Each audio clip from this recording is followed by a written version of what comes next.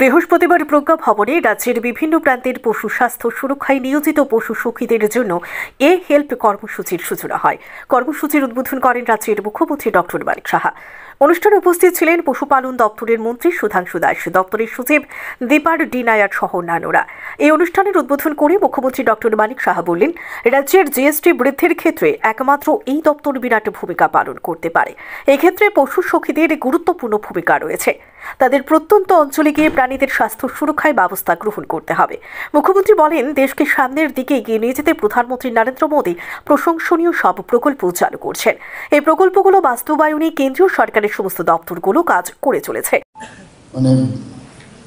দূর দূরান্ত প্রতিটা এত দূর দূরান্ত লাস্ট মাইল অব্দি যে এই ভেটেরিনারি সার্ভিস বা পশুদের স্বাস্থ্য রক্ষার ক্ষেত্রে একদম লাস্ট মাইল অব্দি যে যাওয়া, এই ধরনের যে একটা অভিনব যে পশু সখী, তাদেরকে ট্রেনিং দিয়ে ওদেরকে পাঠানো, যেখানে ডাক্তারবাবু বা ভেটেরিনারির সাথে যুক্ত যারা ওয়েল ট্রেন যারা আছে তাদের যেখানে যেতে পারে না, তো এখানে মহিলাদের সেইভাবে ট্রেনিং দিয়ে পাঠানো, সত্যি এটা একটা আমি বলবো ডিপার্টমেন্টের আমি ধন্যবাদ দেবো। এই ধরনের একটা অভিনব ওনারা একটা চেষ্টা করেছেন এই হেলথ প্রোগ্রাম চালু করার জন্য।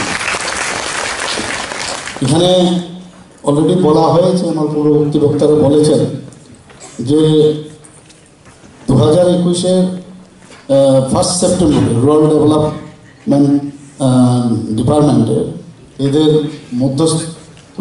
মধ্যস্থতার মাধ্যমে ডিপার্টমেন্ট অফ অ্যানিম্যাল হাজবেন্ডারি এবং ডেয়ারিং, যেটা ডিএএসডি, অনুষ্ঠানে বক্তব্য রাখতে গিয়ে মন্ত্রী সুধাংশু দাস বললেন, রাজ্যে মাংস উৎপাদনে স্বয়ংভর থাকলেও দুধ এবং ডিম উৎপাদনে অনেকটাই পিছিয়ে রাজ্য।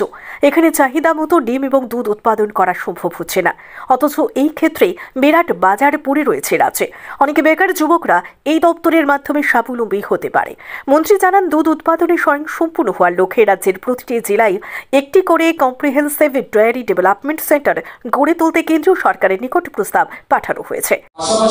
আমাদের এই মুহূর্তে রাজ্যের জন্য চ্যালেঞ্জ, বিশেষ করে মিল্ক প্রোডাকশনে we are self sufficient. Milk production আমরা সেলফ সাফিশিয়েন্ট আছি, কিন্তু in terms of milk and egg production we are far behind. আমরা অনেক দূরে। যেমন আমাদের ডেইলি যে পরিমাণ ডিমের প্রয়োজন আছে আমাদের আছে, সেই পরিমাণ ডিমের উৎপাদন নেই। যে পরিমাণ দুধের প্রোডাকশন আমাদের দরকার, সেই পরিমাণ দুধেরও কিন্তু প্রোডাকশন আমাদের রাজ্যে নেই। রিসেন্টলি আমি এবং সেক্রেটারি মহোদয় আমরা ভিজিট করেছিলাম দিল্লিতে। আমাদের অ্যানিম্যাল হাজবেন্ডারি ডিপার্টমেন্টের যিনি ইউনিয়ন মিনিস্টার, ওনার সাথে দেখা করে আমরা সাবমিট করেছি যে আমরা প্রত্যেকটা জেলাতে একটা কম্প্রিহেন্সিভ ডায়েরি ডেভেলপমেন্ট সেক্টর আমরা ওপেন করতে চাই, যাতে করে আমাদের রাজ্যে দুধ উৎপাদনে আমরা আরো বেশি স্বয়ংসম্পূর্ণ হতে পারি। কারণ অপরচুনিটি আছে, পটেনশিয়ালিটি আছে, তার প্রোডাকশন কম। ডিমের উৎপাদন এখানে আমি মনে করি এমন একজনও পাবেন না যে বলবে যে আমি ডিম খাই।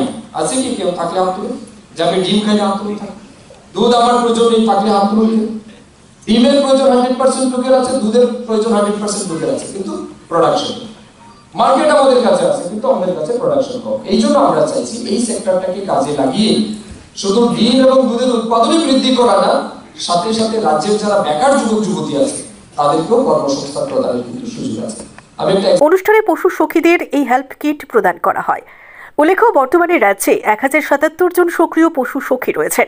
এদের মধ্যে মোট 300 জন পশু সখীকে এই হেল্প কর্মসূচিতে 2024-25 অর্থবর্ষে প্রশিক্ষণ দেওয়া হবে।